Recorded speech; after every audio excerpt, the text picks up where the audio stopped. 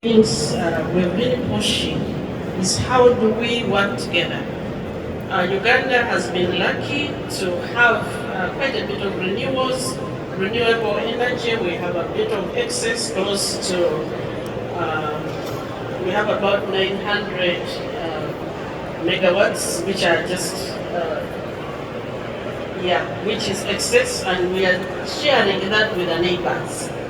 We're sharing that with the neighbors to the east, to the west, to the north, and to the south. And that helps us to support not just connection, but industrialization.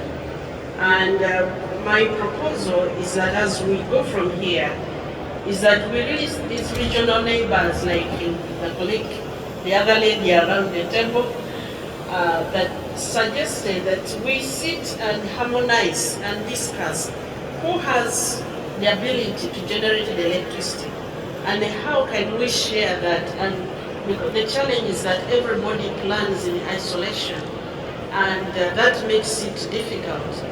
And because of this, also the industrialization, we started to have joint projects in the region. Uganda has been building an oil pipeline, which we have worked on with Tanzania together.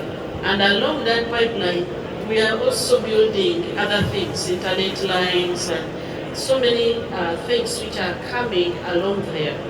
And East Africa is planning to have a joint refinery, such that we jointly plan.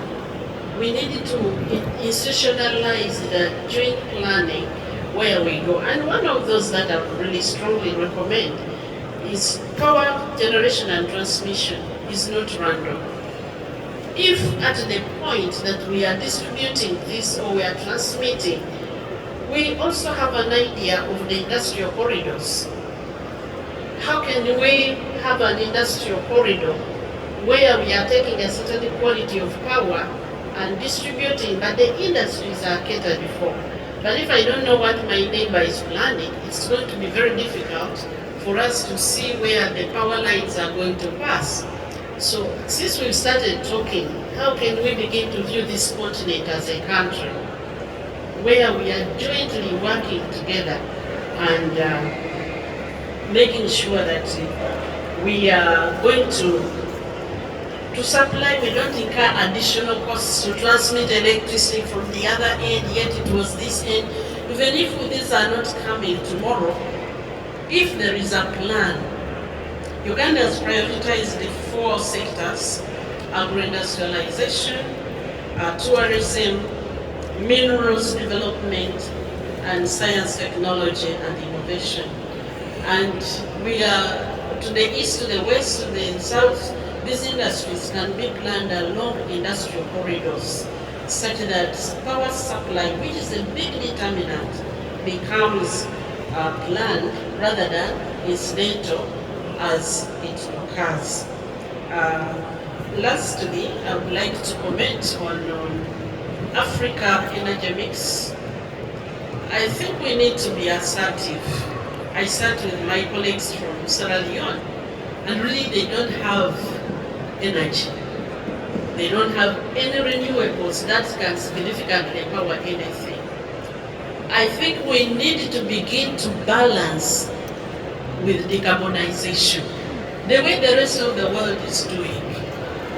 They pollute and they decarbonize. There is no country that has industrialized without polluting. But there is a strategy of decarbonization, and I think that should become part of the discussions here.